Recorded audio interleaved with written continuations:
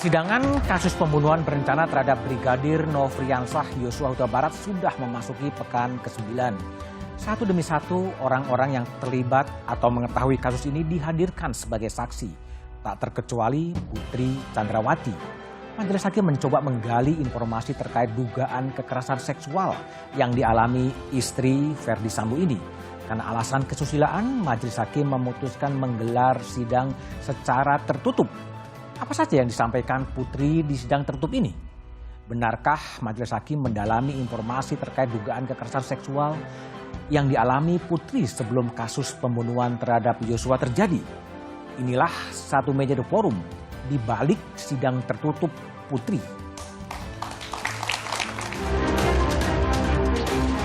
Apakah Anda berselingkuh dengan Joshua? Apakah Anda berselingkuh dengan Joshua di Magelang? Dan apakah Anda berselingkuh dengan Joshua selama di Magelang? Pada saat itu Anda menjawab apa? Tidak. Tidak. Anda tahu hasil jawabannya? Tidak. Tidak tahu juga. Tidak ada yang memberitahu kepada saudara? Tidak. Di sini Anda diindikasi berbohong.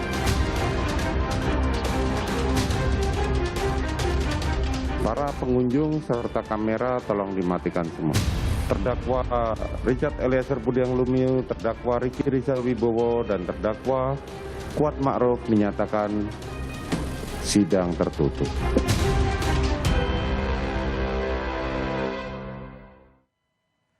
Persidangan kasus pembunuhan Yosua menjadi pertaruhan. Apakah keadilan bisa datang dan kebenaran bisa terungkap?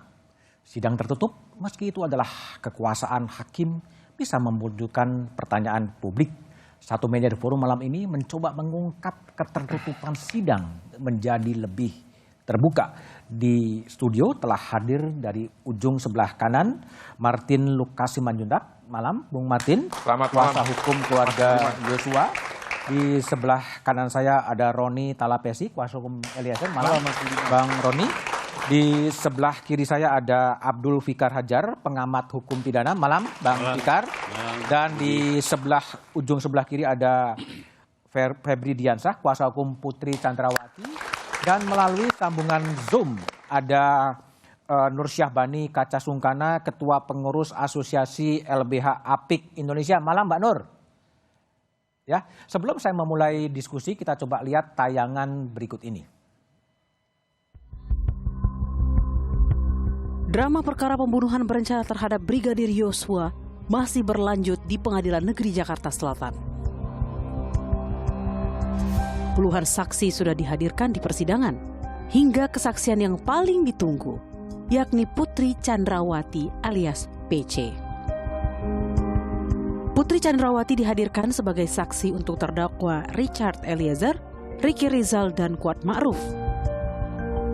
Awalnya, sidang berlangsung terbuka kala PC menceritakan kronologi di Magelang. Hingga tiba pertanyaan hakim apa yang terjadi di Magelang pada tanggal 7 Juli. Apakah saudara merasa terbebani dengan pemeriksaan secara terbuka dalam konteks perbuatan asusila? Iya, Yang Mulia. Bila berkenan, sidang tertutup. Terima kasih. Baik, saudara penuntut umum, saudara penasihat hukum, seperti yang tadi saya sampaikan, sidang kita nyatakan tutup, ya, dan para pengunjung serta kamera tolong dimatikan semua. Sidang perkara terdakwa Richard Eliezer Budiang Lumiu, terdakwa Ricky Rizal Wibowo, dan terdakwa Kuat Ma'ruf menyatakan sidang tertutup.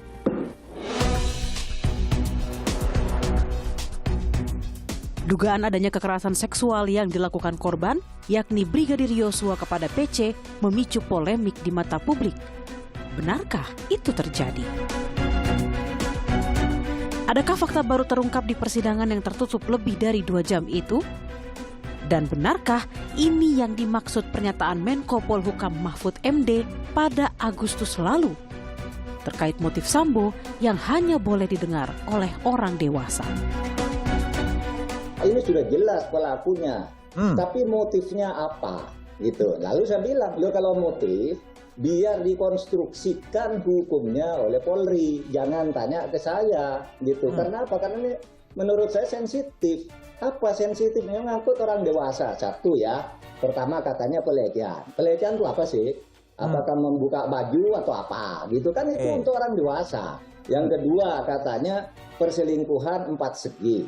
Siapa yang bercinta dengan siapa? Gitu kan? Lalu yang ketiga ada yang terakhir yang muncul karena perkosa. Upaya usaha perkosaan lalu ditembak. Itu kan sensitif. Jadi yang buka tuh jangan saya bilang biar polisi aja, karena itu uraiannya panjang gitu. Nanti publik yang membuka kepada polisi yang membuka ke publik lalu dibuka di pengadilan oleh jaksa. Kalau tanya ke saya nanti malah salah. Banyak spekulasi di sidang tertutup. Saya akan tanya kepada Febri Diansah, kuasa hukum Putri Candrawati. Hampir 3 jam. Apa yang disampaikan dalam sidang tertutup itu sebetulnya? Gini, kalau persidangannya tertutup berarti tidak bisa disampaikan materinya ke publik. Sama sekali publik tidak boleh tahu. Pertama, kami ingin tegaskan, pada dasarnya kami punya komitmen yang sama agar persidangan ini dilakukan secara objektif dan secara terbuka.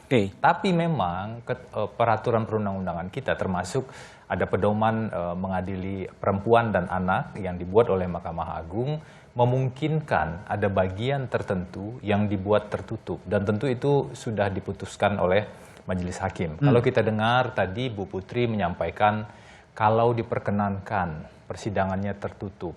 Jadi sebenarnya itu sepenuhnya kembali pada Tapi itu artinya atas permintaan Putri Candrawati yang meminta kalau diperkenankan sidang itu tertutup. Ya, sebagai korban dugaan kekerasan seksual tersebut, wajar Bu Putri meminta hal tersebut. Bahwa kemudian hakim mengabulkan agar hakim juga bisa mempertimbangkan dan menggali kebenaran material, melihat fakta-fakta yang ada, kemudian apakah hakim yakin atau tidak yakin, itu kan dia perlu menggali lebih jauh. Dan saksi pada saat itu tentu perlu bicara dalam keadaan tanpa tekanan, dalam keadaan bebas. Dan kita tahu seorang korban kekerasan seksual, dia punya hambatan psikologis yang sangat besar pada saat itu. Adakah sesuatu yang tidak pernah didengar publik dalam kesaksian hampir 3 jam yang disampaikan oleh Putri Candrawati? Sebenarnya yang disampaikan itu sama dengan yang disampaikan di dalam berkas perkara. Jadi secara detail yang disampaikan adalah peristiwa yang terjadi pada tanggal 7. Yang kita sebut dengan dugaan kekerasan seksual. Jadi terminologinya sebenarnya ada beberapa. Kalau kita bicara soal undang-undang yang terbaru di tahun 2022 itu konsepnya kekerasan seksual. Ada berbagai bentuk kekerasan seksual. TPKS? Ya, TPKS. Kalau bicara di KUHP, babnya terkait dengan asusila. Inilah yang disebut oleh Kapolri pada saat itu dalam rapat dengar pendapat dengan DPR. Dalam bahasa yang lain tadi Prof. Mahfud, Menko Polhukam menyebut secara berbeda. Tapi poin utamanya adalah kalau bagi kami ya, bagaimana membuktikan adanya dugaan kekerasan seksual tersebut. Kami paham kasus ini bukanlah kasus yang menggunakan delik TPKS. Betul, kami memahami itu. Tapi dalam rangkaian peristiwa pidana, dugaan pembunuhan atau pembunuhan berencana ini, ada satu peristiwa yang kami identifikasi terjadi pada tanggal 7, yaitu dugaan kekerasan seksual. Yang menjadi penyebab? Yang menurut kami dari berkas yang ada, jadi kami kan meneliti berkas dan mengikuti fakta persidangan. Yang kami temukan adalah ada 4 bukti dugaan kekerasan seksual. 4 bukti ini mulai dari keterangan saksi, kemudian keterangan ahli, alat bukti surat, hasil pemeriksaan psikologi forensik yang dilakukan oleh ahli yang diminta oleh penyidik Mabes Polri ya pada saat itu, bukan kuasa hukum. Dan yang keempat, ada yang disebut dengan bukti petunjuk. Dalam konteks ini adalah circumstantial evidence. Dan itu terungkap di Putri Candrawati ketika dalam sidang tertutup semua, diungkapkan? Bu Putri hanya mengungkapkan apa yang ia ketahui dan apa yang ia rasakan pada saat itu.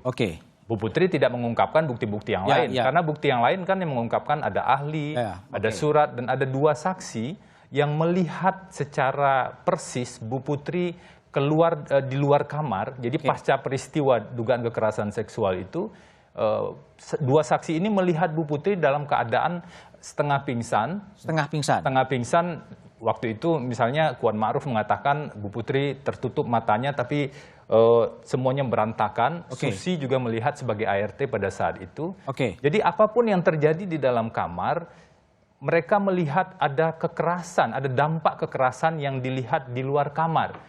Kalau yang terjadi di kamar, kita tidak bisa punya saksi yang lain. Yang ada saat ini hanya keterangan Bu Putri, karena yang tahu kan cuma 2 orang pada saat itu. Tapi keterangan Bu Putri ini tidak bisa berdiri sendiri. Ada tadi ya, ada bukti lain yang relevan, yaitu keterangan psikologi forensik. Yang kita sebut apsifor. Roni, Anda ikut mendengarkan keterangan Bu Putri dalam sidang tertutup? Iya, Mas Budiman. Apa yang digali oleh hakim? Ya tentunya kalau saya lihat kemarin hakim menggali terkait dengan peristiwa tanggal 7 ya. Apa itu? Yang terkait tadi disampaikan oleh Mas Febri terkait dengan pelecehan ya, dugaan pelecehan ya. Seperti apa sih persisnya? Nah, dalam posisi ini Mas Budiman, klien saya kan... Anda kan dengar di situ. Iya, mendengar ya. Enggak, ini kita harus, saya bicara dulu posisi klien saya. Tapi kalau yang saya ikuti ya, itu menanyakan terkait dengan peristiwa yang tanggal 7 yang tadi disampaikan bahwa ini bukan untuk dibuka untuk umum ya. Artinya memang betul-betul tidak boleh diceritakan. Sesuatu yang sangat-sangat konfidensial karena kesusilaan itu. Saya pikir ya karena ada kesusilaan itu ya, seperti itu. Eliezer tahu ada peristiwa di Magelang itu? Nah, kalau posisinya Eliezer kan waktu itu dia sedang mengantarkan makanan.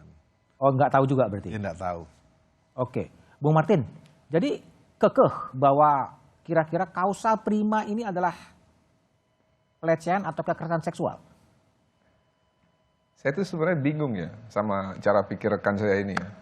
Beliau ini masih memposisikan klien yang sebagai terdakwa ini adalah sebagai korban. Dari mana itu dasar hukumnya gitu ya? Seorang terdakwa dianggap sebagai korban. Putusan hukumnya juga belum ada, ya. Bukti-buktinya juga nihil. Dugaan. Tadi dibilang korban.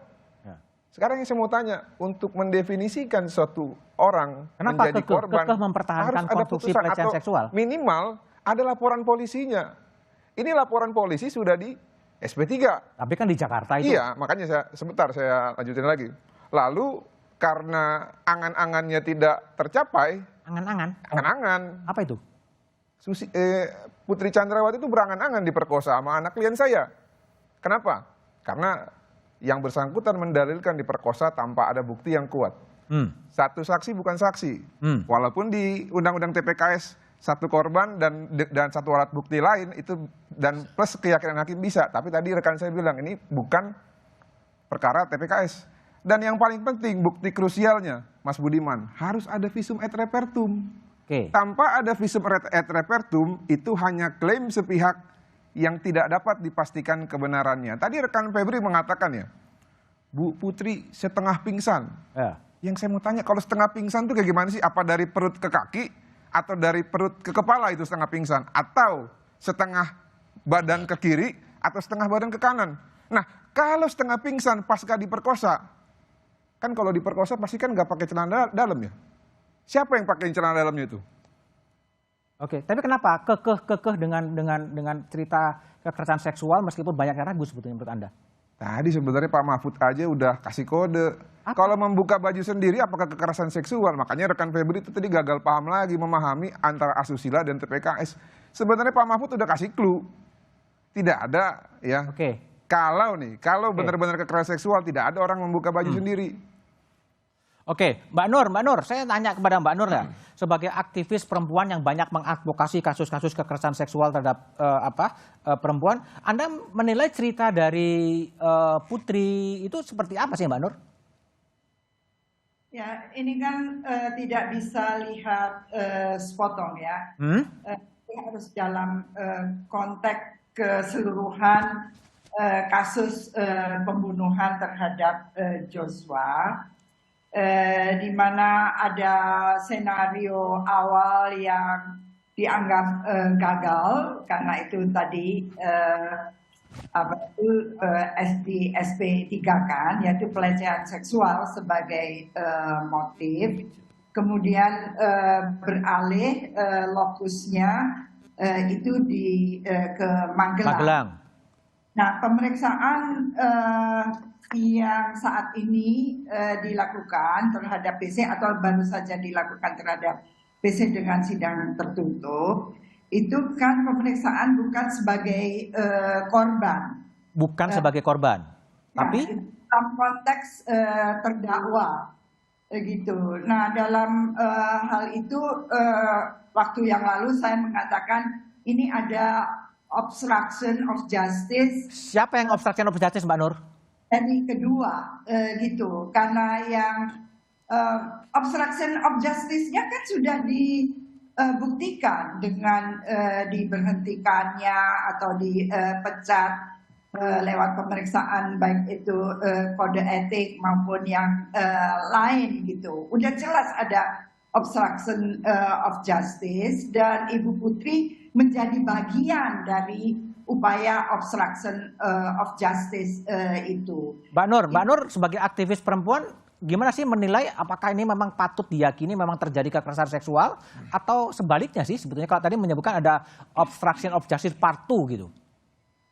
Iya,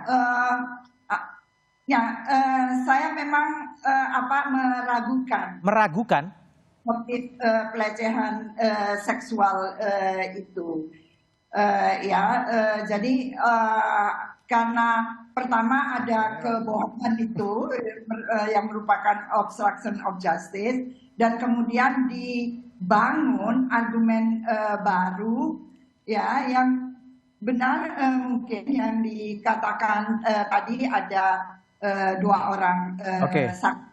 Tapi saksi-saksi itu adalah orang yang dibayar. Oke, tapi gini Mbak Nur, pertanyaan saya adalah kenapa sih Mbak Nur kelihatannya sebagai aktivis perempuan yang juga tapi tidak mempercayai bahwa narasi terjadinya kekerasan seksual? Tapi jawaban Mbak Nur setelah jeda berikut ini aja.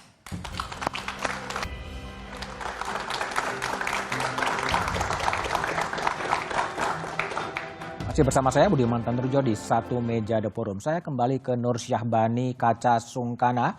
Mbak Nur, saya menangkap kesan Anda tidak percaya bahwa terjadi kekerasan atau pelecehan seksual di Magelang. Kenapa? Ya, begini ya.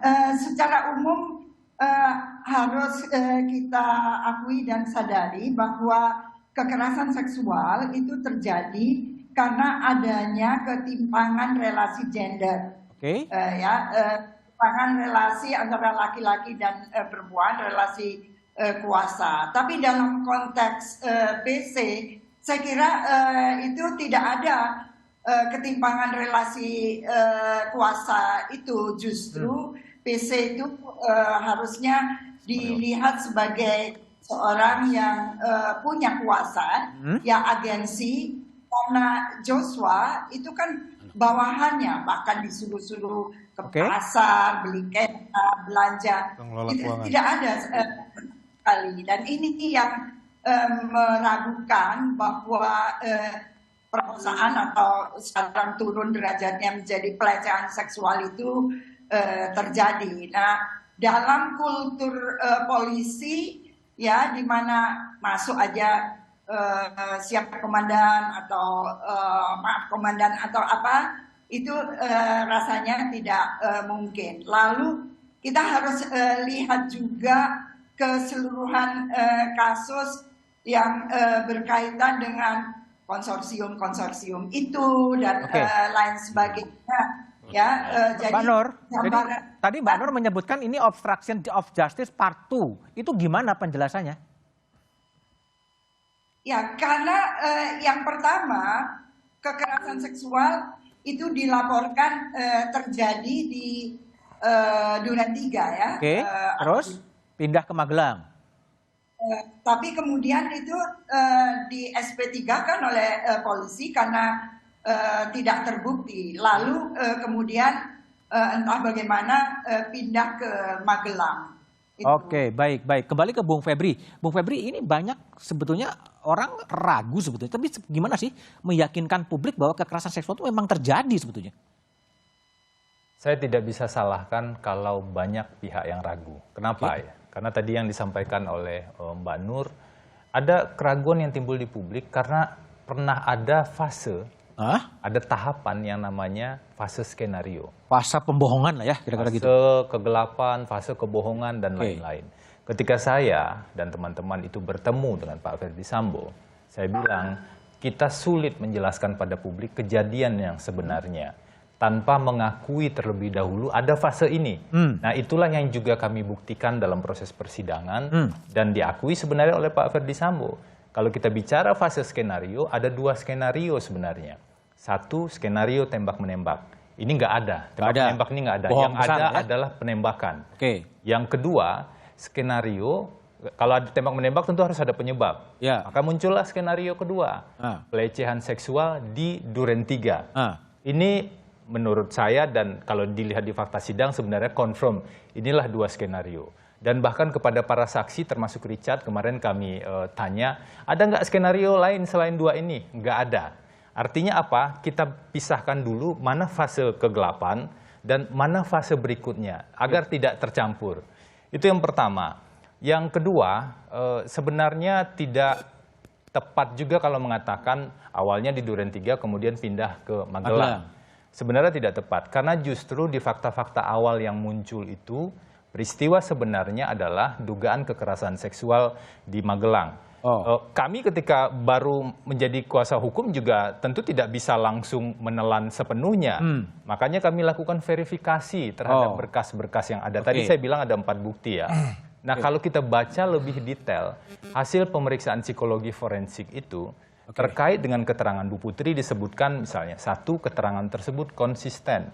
Itu bukan kami yang menyebut ya. Konsisten apanya? Konsisten terkait dengan peristiwa dugaan kekerasan seksual di Magelang. Yang kedua, tidak ada indikasi malinggering. Malinggering atau kebohongan yang disampaikan. Yang ketiga, keterangan tersebut sesuai dengan indikator kredibel. Ini psikolog forensik yang menyampaikan. Jadi ada bukti-bukti yang... Buktinya itu ya, yang dimiliki nanti ya? tentu jaksa juga akan menghadirkan, karena itu bukti surat dan bukti ahli. Bisa dielaborasi lebih lanjut. Baik, Bung Fikar. Sebelumnya, Bang, tambahan sedikit lagi. Kita juga perlu ingat, Komnas Perempuan sebenarnya pernah menyampaikan ada dugaan kekerasan seksual, dan Komnas HAM merekomendasikan agar dugaan kekerasan seksual ini diusut lebih lanjut yang di Magelang. Jadi nggak tiba-tiba Bung Fikar, muncul. sebagai ahli hukum pidana, ini gimana sebuah kekerasan atau pelecehan yang dugaan pelakunya juga meninggal dan nggak ada saksi, sebetulnya gimana? Iya, ya kalau melihat prinsip pidananya ya begitu pelakunya meninggal selesai sebenarnya. Selesai, tidak ada penuntutan. Tapi kok dikembang-kembangkan terus? Nah, ini kan kaitannya dengan menjadi motif dia, menjadi motif ketika kemudian terjadi ada penembakan itu. Gitu. Nah, ini yang kemudian dibuka terus gitu, seolah-olah memang ada motif-motif ini gitu. Nah, itu yang saya kira. Jadi kalau menurut feeling Anda ini gimana? Ini memang sesuatu yang tadi Mbak Nur kan mengatakan ini obstruction of justice part 2 lah kira-kira. Ya. Kalau Anda lihat? Ya, saya juga sependapat begitu. Ya, artinya ini sebenarnya. Pendapat begitu tuh kekerasan seksualnya nggak ada gitu maksudnya? Iya. Lalu kenapa nembak? Nah, itu yang kemudian dia terlalu termakan oleh perkataan istrinya itu. Oh, jadi karena istrinya bercerita begini-begini. Nah, itu yang menurut saya. Sumbu pendek, hajar, kira-kira gitu. Menjadi tidak rasional orang laki-laki kan. Begitu istrinya merasa diganggu langsung kemudian dia timbul tanpa ada klarifikasi kejadiannya yang sebenarnya. Gitu. Oke, kita coba lihat ya tayangan bagian dari pemeriksaan di persidangan. Saudara punya hubungan apa dengan Yosua? Maksudnya? Ada hubungan yang lebih dari sekedar ajudan dengan atasan? Yosua adalah driver saya. Ya. Dia saya anggap sebagai anak kami. Oke. Hanya itu saja? Iya. Tidak ada hubungan romantis di antara kalian berdua? Tidak ada. Tidak ada. Baik. Saudara pernah dites poligraf, bukan? Lie detector. Iya, pernah. Pernah. Anda tahu ditanyanya tentang apa? Saya lupa. Lupa. Bisa lebih digali lagi mungkin ingatannya? Coba tenang dulu. Karena saksi tidak ingat, Bapak kami akan bacakan pertanyaannya. Baik, silakan. Sebentar yang mulia. Dalam pertanyaan, apakah Anda berselingkuh dengan Joshua? Apakah Anda berselingkuh dengan Joshua di Magelang? Dan apakah Anda berselingkuh dengan Joshua selama di Magelang? Pada saat itu Anda menjawab apa? Tidak. Tidak. Anda tahu hasil jawabannya? Tidak. Tidak tahu juga. Tidak ada yang memberitahu kepada saudara. Tidak. Di sini Anda diindikasi berbohong. Bagaimana dengan ini? Saya tidak tahu. Anda tidak tahu sama sekali? Tidak. Baik. Itu adalah bagian bagaimana jaksa mengejar kesaksian dari Putri. Bung Fikar, kenapa jaksa memainkan strategi dengan mengungkapkan tes kebohongan segala? Kenapa dikejar itu sebenarnya? Ya, karena itu kan yang menjadi motif gitu, ya. Bahwa ada pembunuhan yang sudah terjadi dengan penembakan itu satu realitas yang tidak bisa dibantah itu. Ya, saksi siapapun pasti akan membenarkan gitu. Tetapi motif ini kan juga menjadi penting ketika ingin meletakkan tanggung jawab atas perbuatan itu sesungguhnya ada di mana gitu. Jaksa mengungkapkan hasil tes kebohongan dan mengatakan itu bohong. Sebetulnya jaksa untuk melemahkan sebuah skenario buat terjadi pelecehan seksual. Ya, menurut saya sebenarnya jaksa berpendapat begitu, tidak ada kekerasan seksual itu. Tetapi ada menjadi sangat mungkin ada motif lain gitu. Cuma itu tidak terungkap gitu. Itu yang. Dan cara jaksa untuk melemahkan skenario itu dengan membuka tes kebohongan itu. Tes kebohongan itu gitu. Jadi dengan membuka tes kebohongan itu kan akan kelihatan gitu. Sebenarnya motif yang sesungguhnya bukan itu, ada motif lain. Motif apa? Nah, itu yang mestinya dikejar oleh penyidik. Oke, gitu. Bung Martin. Oke, siap. Apa sih yang janggal dari pengakuan Putri? Ya, apakah ada skenario atau motif lain? Tapi jawabannya setelah jeda berikut ini aja. Hasil plus berarti mengindikasikan seorang terperiksa NDI.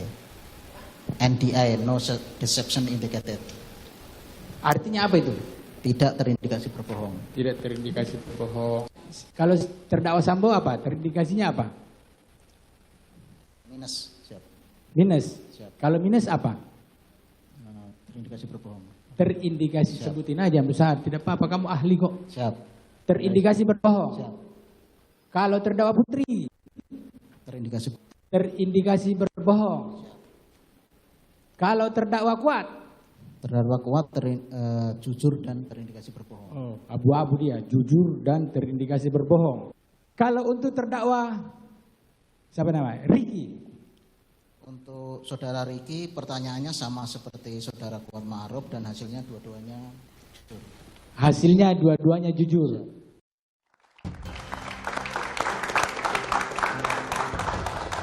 Baik, untuk memperjelas kita coba lihat grafis yang coba telah dirangkum oleh tim Satu Meja untuk menjelaskan bagaimana sebenarnya kebohongan atau ketidakbohongan dari para aktor yang terlibat dalam kasus Sambo. Ini skor lie detector dari Richard Eliezer plus 13 ya, yang mengindikasikan bahwa jujur ya, lalu kemudian Verdi Sambo minus 8 yang mengindikasikan bohong. Putri Chandrawati minus 25 mengindikasikan kebohongan menurut keterangan ahli ya yang kita rangkum. Lalu Kuat Ma'ruf ini pemeriksaan pertamanya plus 9, pemeriksaan keduanya minus 13. Ya, ini agak bisa kadang jujur kadang enggak jadi bahasa saya. Tapi kemudian Ricky Rizal mengatakan pemeriksaan pertamanya plus 11 dan pemeriksaan keduanya plus 19.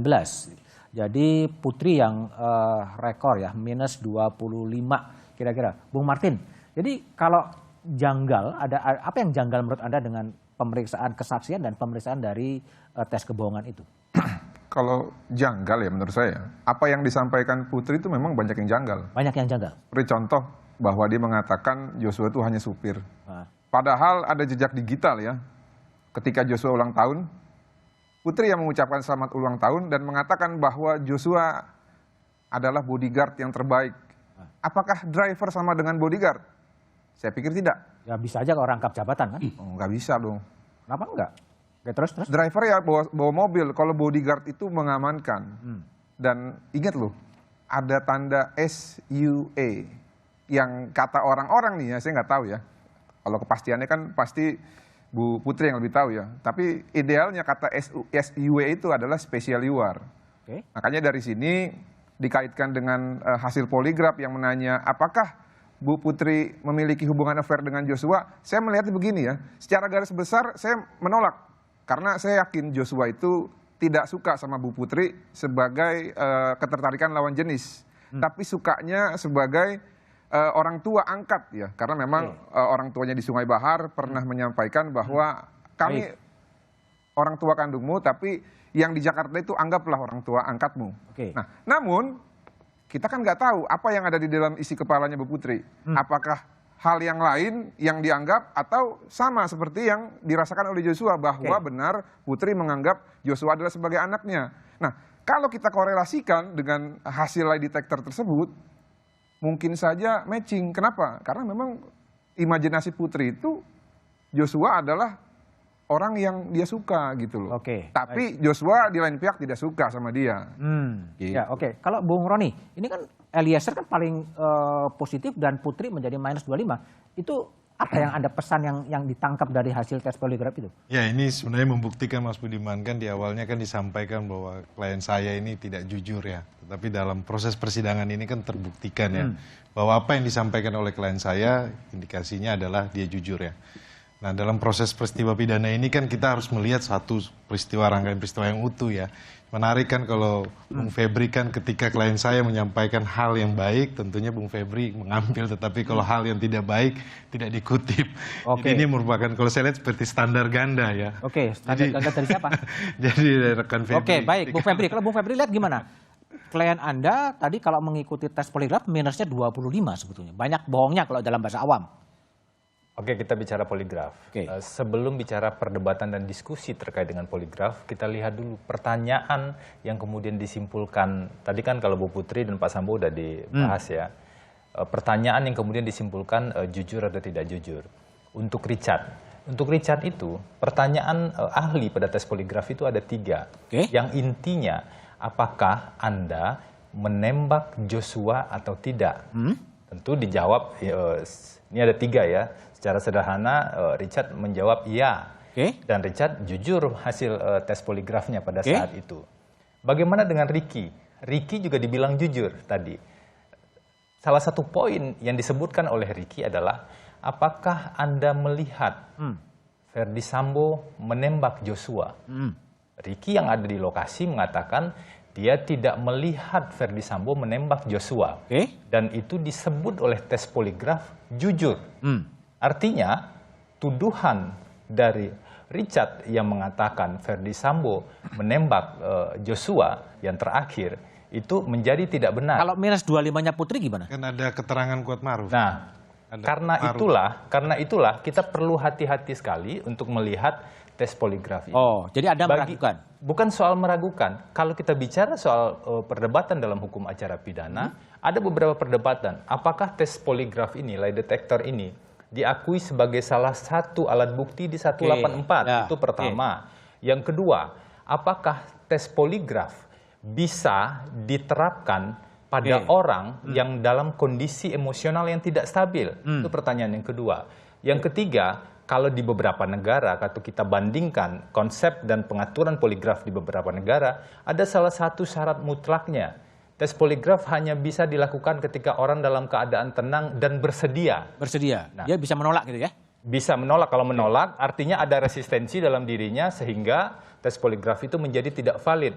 Nah, ini memang dikembalikan nanti pada hakim. Kalau saya sebagai kuasa hukum dan juga perlu secara objektif melihat fakta persidangan, kita perlu melihat rangkaian fakta yang satu dengan fakta yang lain. Makanya saya sebut Richard, dalam beberapa hal saya percaya dengan Richard bukan karena keterangan tunggalnya, tapi karena keterangannya itu berkesesuaian dengan bukti yang lain. Maka kita percaya dengan Richard. Tapi kita nggak bisa percaya dengan Richard kalau keterangannya itu berdiri sendiri dan tidak terkonfirmasi. Bahkan ada satu fakta penting yang muncul kemarin, Mas Budiman. Richard mengaku berbohong dalam keterangan BAP tanggal 5 Agustus. Dan ketika dikejar, Richard bilang tidak ada tekanan dari siapa-siapa dan tidak ada pesanan dari siapa-siapa. Isi BAP tanggal 5 Agustus itu adalah Ferdi Sambo yang menembak semuanya. Richard hanya melihat dari atas. Dan Richard mengakui dia berbohong pada saat itu. Gini loh. Saya sudah baca BAP tanggal 5 itu, Mas Febri. Tidak ada Richard Eliezer sampaikan bahwa Ferdi Sambo yang menembak semuanya. BAP tanggal 5 itu skenario dan pengacara yang mendampingi Richard Eliezer itu dari Verdi Sambo. Betul. Jadi tidak benar loh. Oke. Yang dibawa tanggal 6 itu adalah skenario. Nah, ini yang kita sayangkan dalam persidangan, kemudian pertanyaan-pertanyaan itu menurut kami ya, mohon maaf ini seperti menjebak klien kami. Saya sudah baca BAP tanggal 5, tidak ada sedikit pun yang Richard Eliezer menyampaikan. Saya berani buka BAP tanggal 5 itu di sini, kita bisa saksikan bersama-sama, jelas sekali bahwa Richard mengatakan kurang lebih begini. Richard dari atas, kemudian dia bilang jadi pertama ketika Richard disuruh ke lantai 3, ketemulah sama Verdi Sambo. Verdi Sambo kemudian meminta senjata Glocknya Richard. Kemudian Verdi Sambo seolah-olah membawa senjata Glocknya Richard. Di duren 3, Richard naik ke lantai 2 dan kemudian mendengar suara letusan di bawah. Dia turun. Verdi Sambo, Joshua sudah tergeletak, Verdi Sambo menembak semuanya, dan kemudian Verdi Sambo menyerahkan senjata ke Richard. Itu BAP tanggal 5 yang pertama kali berubah dari skenario, dan Richard mengakui dia bohong pada saat itu. Ketika kami kejar. Coba Roni, BAP itu kita harus lihat bersama dong, Mas. Iya, makanya bisa kita lihat bersama. Jangan ini sepotong maksud saya. Baik ya, itu. Tapi gimana, Bung Fikar? Kalau lihat Anda tadi secara keilmuan, Anda kan akademisi hukum pidana, dengan minus 25 untuk Putri Candrawati, apa yang mau disampaikan sebetulnya? Ya, menurut saya agak mengerikan juga. Artinya keterangannya hampir hampir tidak ada yang benar kan begitu? Hampir tidak ada yang benar. Iya. Ya kan minusnya terlalu banyak gitu. Itu yang Tapi itu kesaksian apa? Apakah memang hobinya bohong atau hanya keterangan tertentu aja sih yang bohong? Menurut saya sudah menjadi bagian dari bagian dari perilaku gitu loh. Ya, perilaku saya. Hasil tes poligraf itu pengertian minus 25 itu apa? Kesaksian yang diterangkan itu atau memang menjadi sebuah habit keseluruhan sih membacanya? Kan begini, ketika orang menjawab satu pertanyaan, itu juga akan dipengaruhi oleh kebiasaan-kebiasaan sehari-harinya gitu. Nah itu yang ketika dia timbul niat umpamanya untuk menjawab pertanyaan itu secara jujur atau gimana, itu pasti ada gangguan-gangguan juga kalau memang biasa merekayasa atau biasa itu pasti nggak ini. Baik. Kayak ke Mbak Nur lah. Mbak Nur yang memang sering sekali untuk menangani kekerasan seksual, tapi dalam proses pembuktian ya, terjadi atau tidak terjadinya kekerasan atau pelecehan seksual itu gimana sih? Betapa sulitnya atau betapa mudahnya? Tapi jawabannya setelah jeda berikut ini.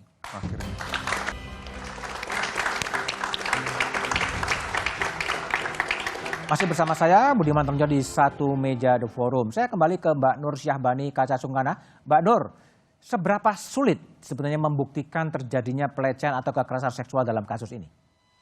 Ya memang sulit. Pertama karena biasanya terjadi di ruang tertutup. Kemudian korban tidak segera melapor karena dunia keseluruhan akan menuduh dia sebagai penggoda dan lain sebagainya, dan korban berkecenderungan membasuh, menghilangkan bekas-bekas sehingga tidak ada bukti otentik lagi, dan kemudian ya bias dari para penegak hukum itu sendiri melihat kekerasan seksual. Bung Martin. Jadi Bung Martin lihat sebetulnya pelecehan seksual ini memang bagian dari strategi dari Sambo untuk memperingan hukuman. Bukan.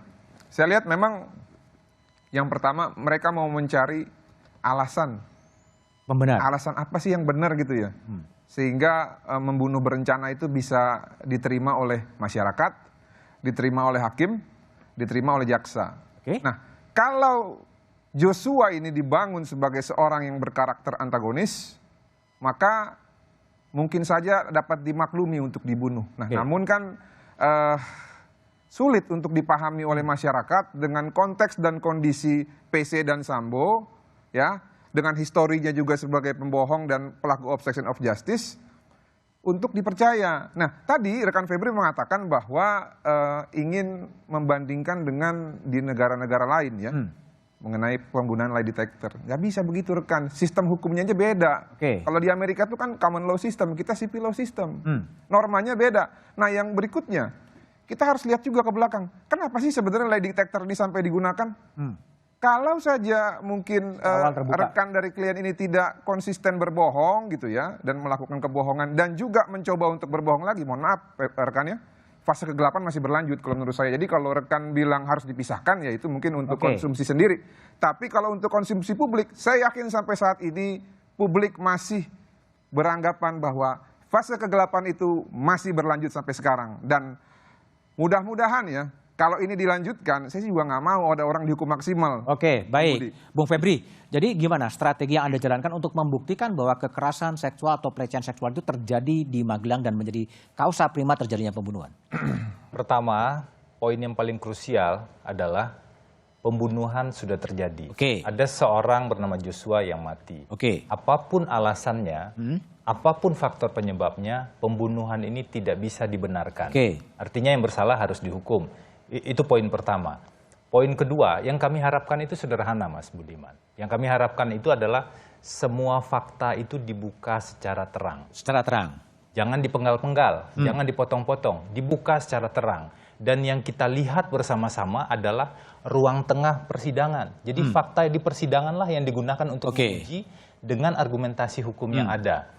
Yang tidak sesuai buktinya hanya satu keterangan saja harus diabaikan. Yang bertentangan keterangannya harus dicari kebenaran materialnya. Nggak boleh berasumsi dan apalagi memvonis duluan. Keterangan di persidangan lah yang terbukti ya. Fakta di persidangan lah yang menjadi penting untuk melihat. Bung Roni, jadi Eliezer yakin bahwa Yosua tidak melakukan pelecehan seksual. Kenapa yakin? Kami sulit mempercayai keterangannya saudara PC ya dari awal itu. Begini aja, simple. Yang disampaikan bahwa dia tidak ada di lantai 3. Pertanyaan saya kepada Ferdy Sambo, CCTV-nya di mana? CCTV-nya rusak. Nah kalau TKP yang rusak seperti ini kan merugikan klien saya, Mas. Nah juga tadi kalau rekan Febri sampaikan bahwa keterangan Richard Eliezer sendiri. Richard Eliezer sampaikan bahwa ketika mempacking barang tersebut, ada Bu PC, ada si Ricky, di situ kan disuruh bersihkan barang-barang tersebut karena takutnya ada DNA dari Ferdy Sambo. Nah itu juga pun Ricky Rizal menyampaikan di persidangan, betul gitu loh. Itu kan fakta persidangan bahwa Richard Eliezer tidak berdiri sendiri. Baik. Tapi begini Mas Budiman, yang kami sayangkan adalah ini TKP rusak loh. Ini sudah berulang-ulang TKP rusak, CCTV tidak ada. Terus bagaimana kita? Nah tetapi kan dalam proses persidangan ini kan terungkap semuanya. Baik, Bung Fikar. Ya. Seberapa yakin bahwa kebenaran dan keadilan itu bisa dihadirkan di Pengadilan Negeri Jakarta Selatan? Ya, saya kira satu ya, korban sudah ada. Kan sekarang sebenarnya tinggal mencari motif sebenarnya. Motif yang pasti itu apa? Nah, motif itu sudah terbuka kalau menurut saya. Tinggal nanti hakim akan menyimpulkan berdasarkan keterangan-keterangan saksi yang lain gitu. Meskipun umpamanya dari satu motif ke motif lain sebenarnya ada singgungannya gitu ya, dan itu memudahkan hakim nantinya untuk menyimpulkan satu. Artinya kebenaran dan keadilan akan terungkap di Pengadilan Jakarta Selatan? Saya kira juga akan gitu, karena memang sudah semua dibuka gitu. Bahkan kalau umpamanya nanti pengacaranya Pak Sambo dan Bu ini membawa saksi-saksi yang meringankan, saya kira itu juga akan lebih membantu. Lebih membuka. Baik Bung Fikar, Bung Febri, Bung Roni, dan Bung Martin, Mbak Nur Syahbani Kacasena, terima kasih telah bergabung di satu meja The Forum. Publik menunggu akhir drama Duren 3 dengan sutradara Ferdy Sambo. Publik berharap pengadilan bisa mengungkap kebenaran dan menghadirkan keadilan. Keadilan bagi korban dan keadilan bagi masyarakat. Demikian satu meja The Forum ini. Sampai jumpa pekan depan. Selamat malam dan terima kasih.